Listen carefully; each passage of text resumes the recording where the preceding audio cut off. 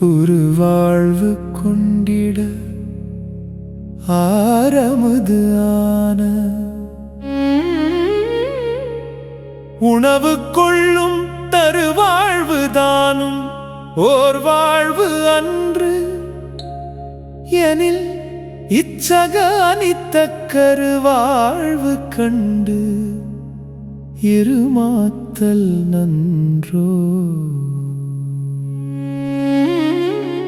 உள்கலந்து அழியா பெருவாழ்வு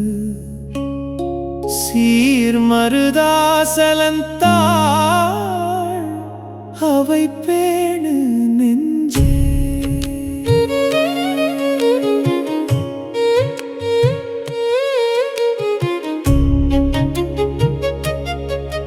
அவை பேணு நெஞ்சே மருதாசலந்தாள் பேணு நெஞ்சே